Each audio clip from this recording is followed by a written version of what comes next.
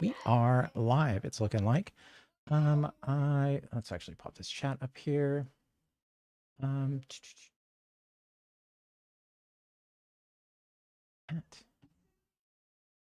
should not have done that, huh? Let's see.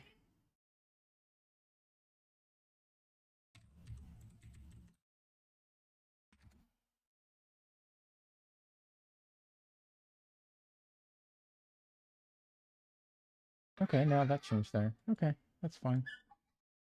Let's get rid of that. Pop that back up. All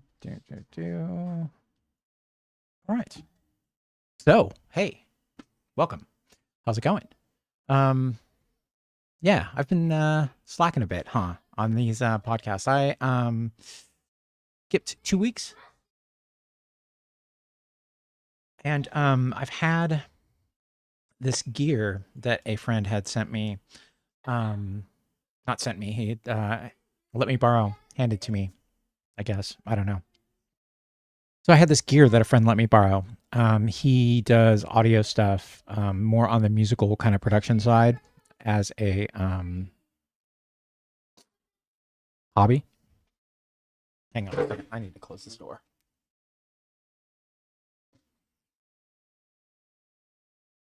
Anyway, so I met this guy at work, and he does audio production on the side as a hobby. He messes around with music and stuff like that. So we've been talking, and I've been talking about my podcast, and he was like, "Well, what kind of mic you got?" And he's like, "You should probably be using one of these mics." So he gave me a bunch of his gear to test out. And while the quality is much better, much better, the the sound of my room is not equipped for a cardioid mic. Cardioid's the wrong word. What's the right word? Yeah, I can't think of the right word.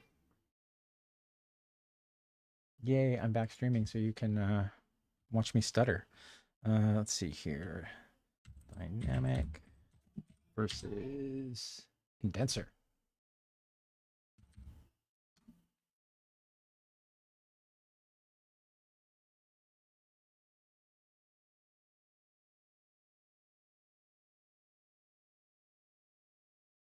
Images. Dynamic. Okay, condenser. There we go. Okay, so yeah. So the mic he let me borrow is a Rode for podcasting specifically, and it is a condenser microphone, which picks up a lot more sound and needs phantom power, which is something I'm equipped to deal with. I started with a condenser microphone, and it was a very cheap microphone, so I traded up and got a dynamic. So I hooked up all his gear, and his audio interface sounds a little cleaner with the wires I was using. But I think if I was using a regular mic wire instead of a 1/4-inch guitar amp cord, I'd have better luck. But it was the only way I could do pass through. He gave me a audio processor as well that I was messing with. Do all my audio processing on Elgato Wave, and I was thinking, well, maybe if I do it off the Wave, then it'll save me some head on my processor. It didn't really save much because it's already going through Wave anyway. And then I've got some hardware. Speaking of which, I zeroed everything out here.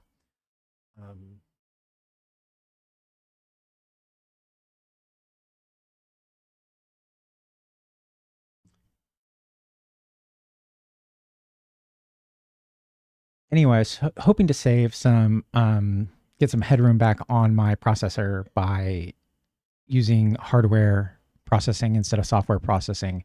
But it didn't seem to be too much of a hit. I'm already running the software. Getting rid of voice meter potato was really a big um, process saver. I gained back a lot of processing power when I got rid of that. And that was something that ran all the time in the background, just like Elgato Wave does. Anyway, so long story short, I think I bought a dynamic mic for a reason. The condenser microphone, it just picks up too much sound. I don't have any like soundproofing on my walls. So while I've got a bookshelf behind me, and that probably absorbs a lot of these on the bottom are empty, and the rest of my walls are kind of flat. So I've got a lot of sound reflection in here. Got a lot of sound reflection in here, and I get a lot of noise from outside my room, and the condenser mic picks up all of that. I get all of that noise. Whereas the dynamic microphone, it pretty much gets what is in front of it, right? So if I go around to the side of it, my voice goes down. And if I go around behind it, it's even quieter. So depending on where I'm talking into the mic, that depends on the loudness. Whereas with the condenser mic, well, this one particular didn't have a setting on it. There might be software I could have installed. I didn't even look for that. It didn't have a setting on it for the pattern that I wanted, so it was picking up from everywhere, it felt like. What I'm looking for is like a cardioid pattern, it's called. It's kind of like a heart shape, except instead of having a point at the bottom, it's round. And the microphone would go into like the top of the heart, right? So it's getting everything like right to the right and left, and in front of the microphone is the pattern I'm looking for. And that microphone it's a really good microphone. I honestly could set it like 4 feet away from me. Like this one's right in the frame, right? So if I cared about that, I could get a cardioid microphone and I could put it up here out of frame, and it could still get my voice, or I could hang it just in frame, right? So it looks like old radio. But I'm good with this, I think. Like I said, there's a reason I bought a dynamic microphone. I did a lot of research into it, and even though I really like the look of a cardioid microphone, especially like a naked cardioid microphone, the dynamic was apparently what I needed. So, long story short, I wasted a bunch of time not recording podcasts because I wanted to try out some new gear, and yeah.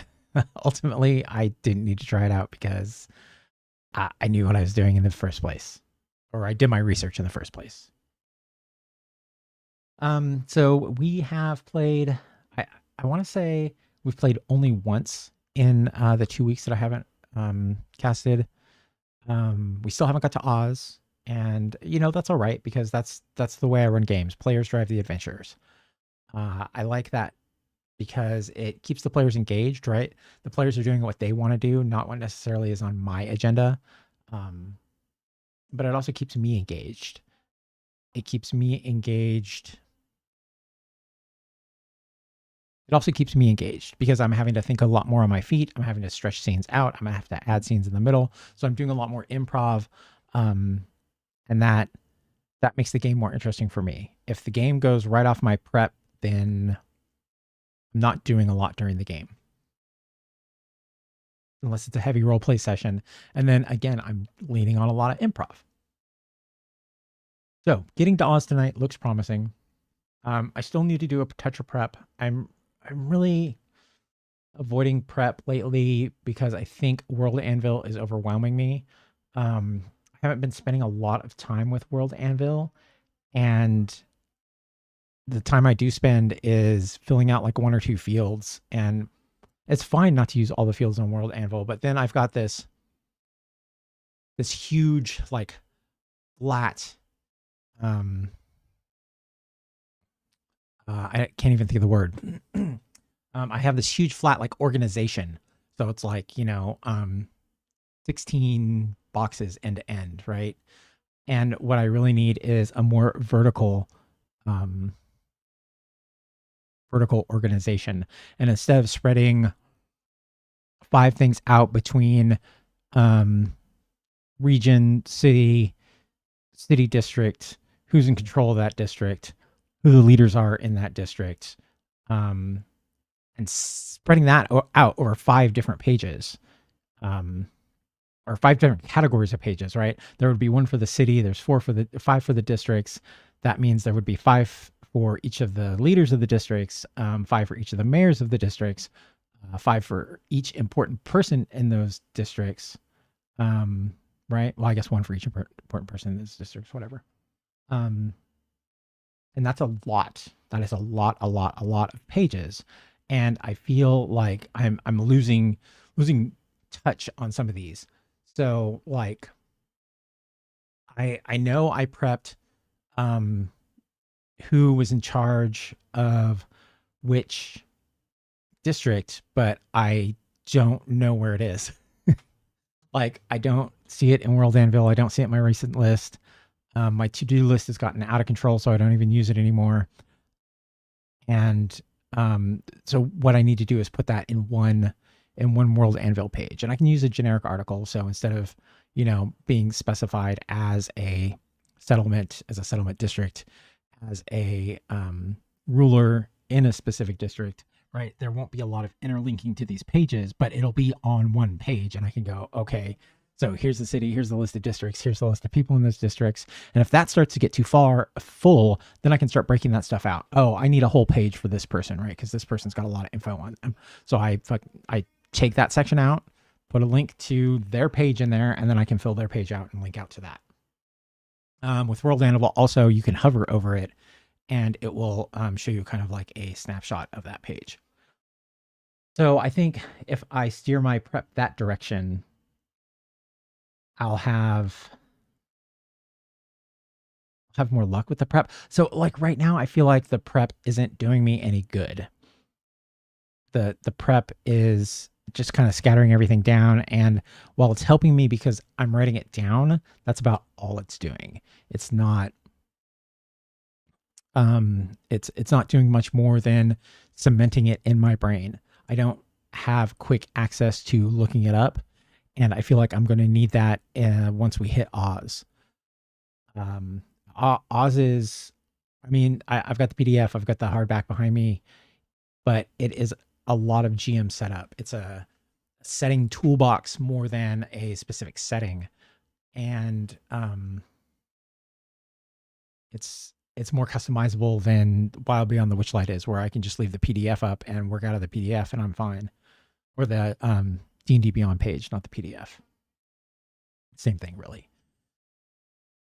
Yeah, so instead of working out of a static PDF or web page, I'm working out of a static PDF and the notes that I need to take to run this. So I think if I go that direction on my prep, I'll feel a little better about it, and I'll get some.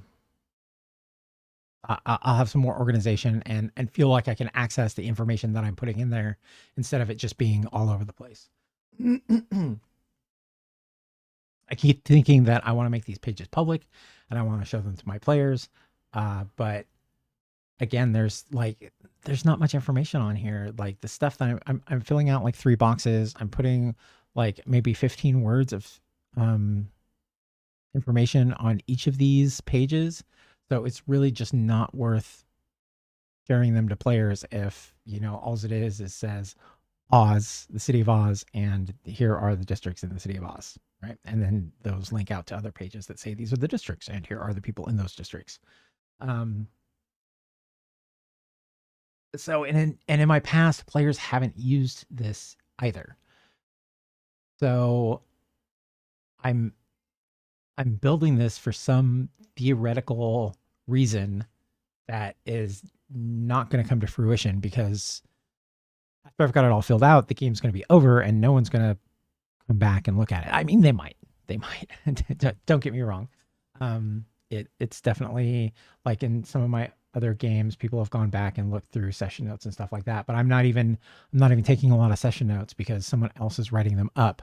So I don't feel the need to write them up. Of course, I could just paste hers in there, and then that would make that a little easier to search. But hey, whatever. It's not too hard to find in Discord. Actually, it's probably going to get kind of hard because we are 12 sessions in, so that's more than 12 weeks. We skipped a lot of weeks. I would say that's at least 24 weeks. So that's like half a year back to scroll. So maybe I'll work on doing that in the next coming weeks, getting that in there so they at least have that to look at. The game's going well. I'm having a lot of fun still. I'm enjoying the setting. Like I've said before, it's very static, and I think once I get out to Oz and start expanding the plot, and then bring that back into Witchlight with the expanded plot, I think that it will be a lot more fun for me in I don't know, being entertained as a GM, right? Being entertained with the story. Like I I can have fun playing D&D with my friends, kicking indoors and killing monsters. It doesn't The plot of a game isn't necessarily the most important part of a game to me. Uh, Being with my friends is the most important part of the game to me. So I like hanging out with them as a primary thing, right? So as long as I'm doing that, I'm having fun. Whatever's going on in the game is going on in the game. Of course, the game can make the fun a lot better, and that's kind of what I'm hoping to see once we get into Oz. The new advancement rules seem to be working pretty well. I am using something from the guys from 3D6 Down the Line. I'm not sure if I linked it before, but I can put a link into it. I don't remember what it's called. I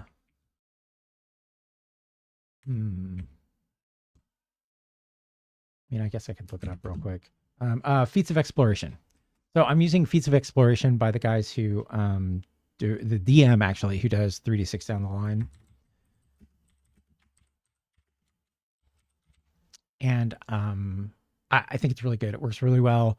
It's kind of messy with Shadow Dark, but I'm kind of just nudging the numbers around and making it look good. Yeah, so having a lot of fun with my game, of course. If I wasn't having fun, I don't think I'd be playing it. Still having a problem with recruiting, but that, like I talked about last time, that seems to be just an ongoing issue that I'm having with, a late Saturday online game. A lot of people who might instead be gaming on a weekend are going out, or people make most plans on the weekend, and so it's hard to commit to a game. But I am, I've slowly built this group up from nothing. So, I mean, I'm doing pretty good to have been played 12 sessions. So I'll come back to that later, I think. So Guildhouse has been closed for the last 2 weeks. So we didn't go there on Fridays. Like I said, I really committed to myself to start going out more, start being with people more, and start making memories, right? I think that's ultimately what I'm trying to do here, is make new memories, make good memories, and have fun, right? Have a good time. I don't have a lot of memories outside my family in the last 15 years, like outside my immediate family, right? Outside my my ex and my kids, I don't have a lot of memories there. And don't get me wrong, they're not bad memories. They're really good memories. But there's more that I've been missing. And I really like being there for people. I really like helping people. I really like talking to people. I really like learning about people. So can't really do that if I'm just hanging out with my family. And I don't work a job where I'm talking to people all the time anymore, which used to kind of fill that niche. But again, customers are different from friends. And while I did make friends when I worked at Starbucks, I don't know how many of them I really keep in touch with now.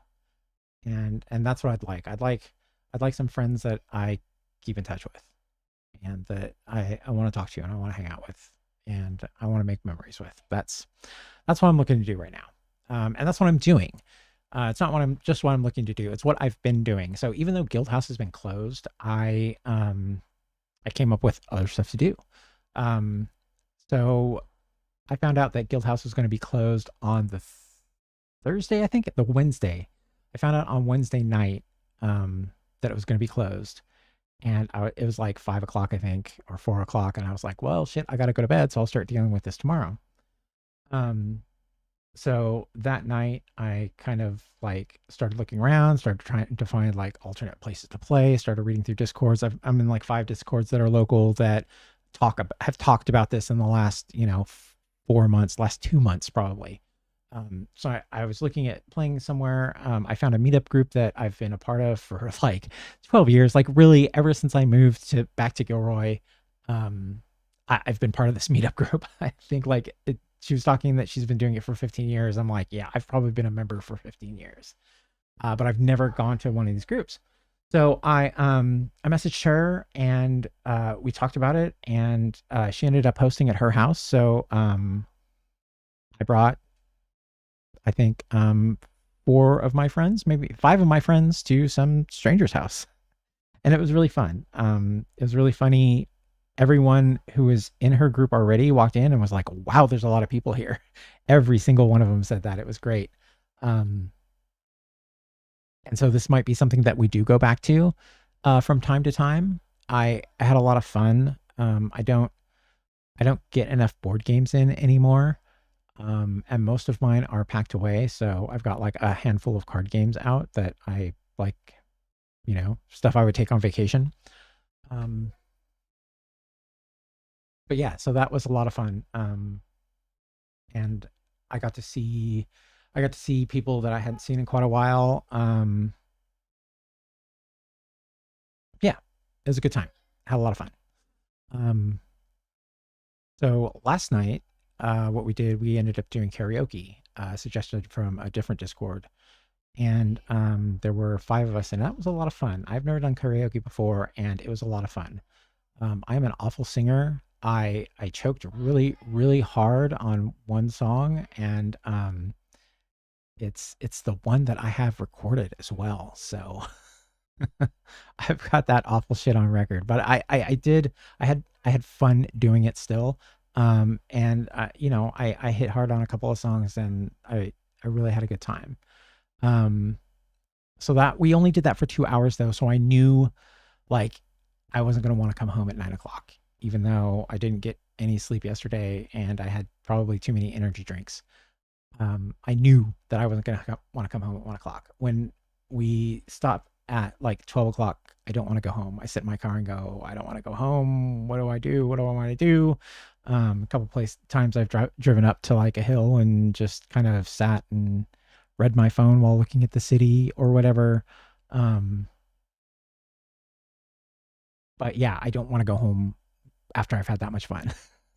So I knew I wasn't going to want to go home after only 2 hours. So I was like, hey, is anyone want to go see Mean Girls?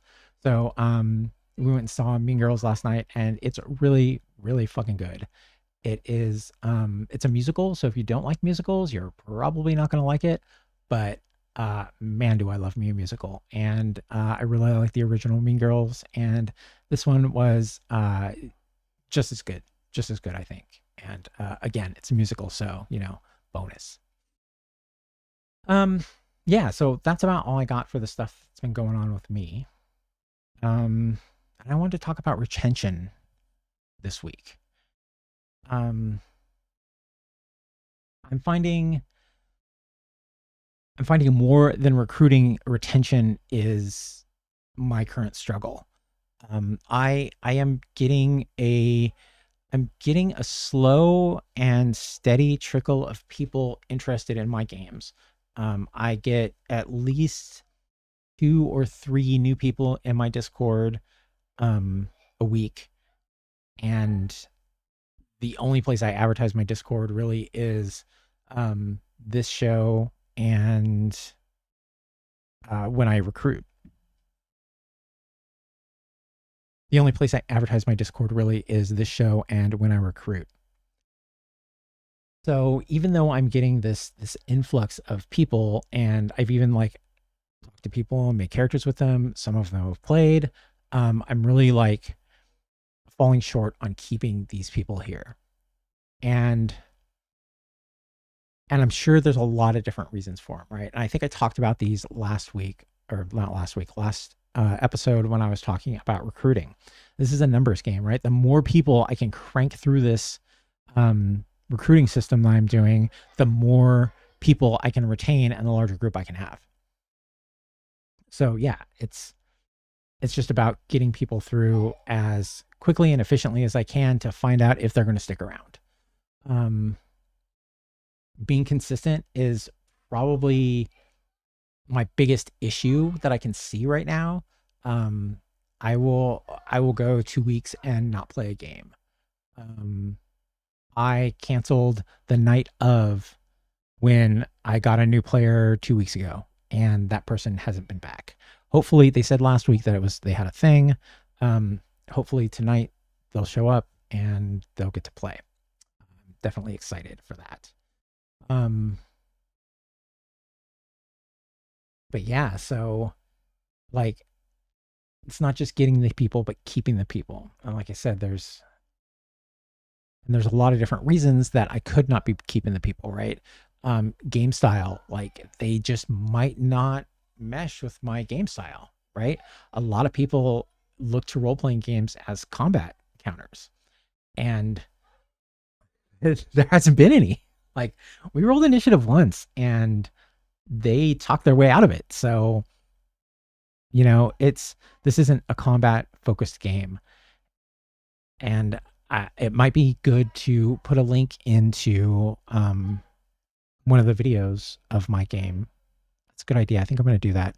The next time I write up a recruiting thing, I'm going to link an archive YouTube video of my game, and then they can see what kind of game that I run. I think that, those can be the biggest problems, right? Being inconsistent, not trying hard enough, right? Like not cranking through those people and finding out who's going to stick around. Style of game, and just style of player or GM, right? Even though I'm playing a high role play game, a lot of people can be a little more character driven in their role play, whereas I'm more exploration driven in my role play. So that necessarily doesn't mesh, even though it's a high role play game for a high role play player. And I don't think that bad games kind of fit into it. I don't necessarily feel that my games are bad. Bad sessions, I mean. I definitely can always find a reason to be disappointed in my games. But that is my imposter syndrome kicking in. And that is, that's a whole another self-esteem issue that has nothing to do with gaming. But I'm at the point in my life where I can recognize that that's a self-esteem issue, and I can say, okay, so if I put my ego aside and I put my feelings about me aside, how does this look? And what feels like a bad session, and what feels like a bad session to the DM is not, and what feels like a bad session to the GM is not necessarily going to feel like a bad session to the players. The players are there to play. So as long as they get to play and I'm not being a dick, I think that that's going to be a good game for them. I bring what I can to the table, and I feel like my players support me. Good players are going to support you. Your friends are going to support you. And I have friends in my group. So even if I end up with 6 randos and, 2 friends, I've still got 2 friends supporting me here. And I want to say that even the randos are going to support you. Like, they're there to play a game. For the most part, they're not going to fuck around and try and mess your game up. Um, yeah. So as you lose players, if there's not a specific reason why you are losing that player, like I've lost players to time, I've lost like time slots, I've lost players to they're just playing too many games, I've lost players to personal issues, family issues, medical issues, like it's so many different things, and that are obvious, right? I see that. Okay, that's the problem. um but I've also lost players that I'm like, I don't know why this person disappeared. um and and what I do, and what I feel you should do, is um try and talk to them and find out what their issue is. Maybe maybe not so you can get them back in your game, but maybe so you can figure out if it's something that you're doing, right? If there's some I don't want to say toxic, but some negative thing that you're doing that's pushing these new players away, um and isn't being recognized by your group, or your group's just like, oh, that's just Rich, he just drops f-bombs all the time, that's what he does, you know. Well, someone else is like, well, you say the word fuck every third word, so that's kind of a problem for me. um Not that I'm going to stop saying fuck.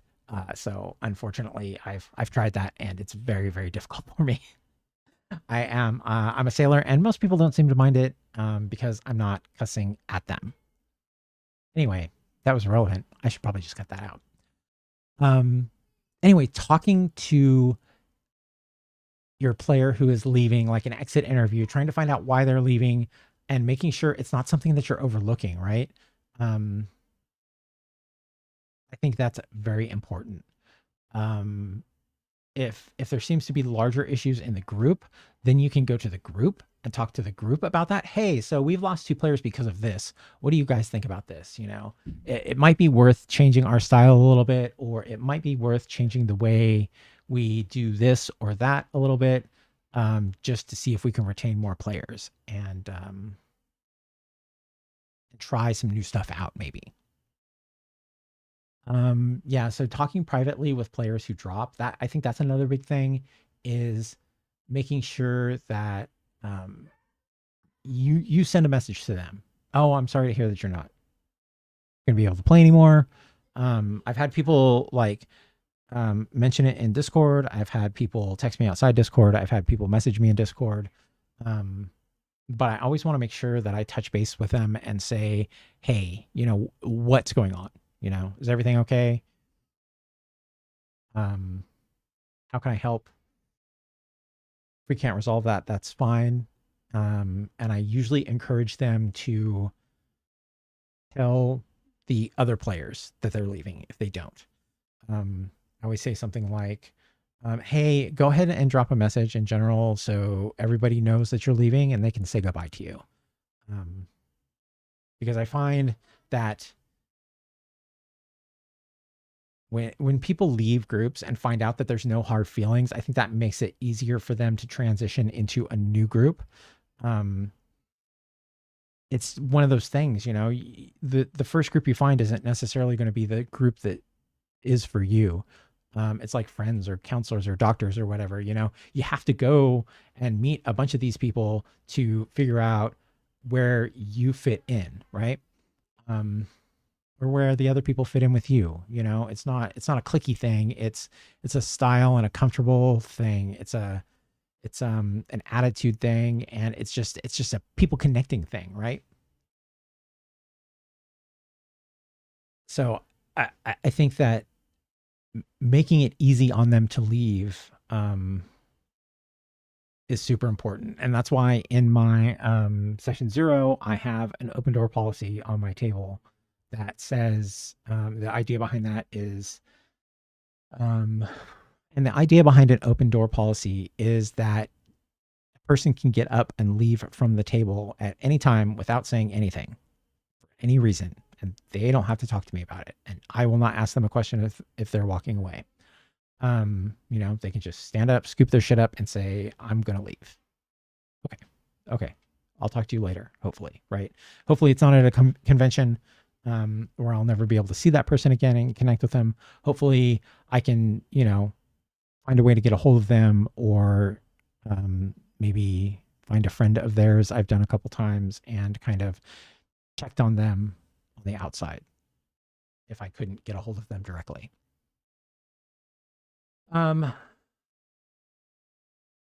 Yeah, I think this turned into less of retention and more of what to do when people leave your games. Um, yeah, I think that's all I've got to say on that. I'm out of bullet points on my outline, so it must be done, huh? All right, and that's about all I've got to say on that. Thanks for hanging out with me. I'll talk to you later, and shit, I don't have a. What's my outro? It's really been 2 weeks that I don't remember it. I do not have it written down anywhere, do I? Of course I don't.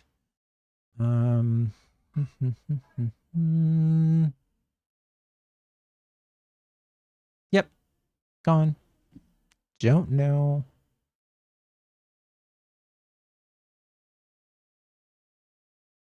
All right. All right, that's all I got to say this week. Remember, you're not alone. If you feel like you're alone, look around. If you really are alone, you've at least got me. Get a hold of me. I'll talk to you. Take care of yourself.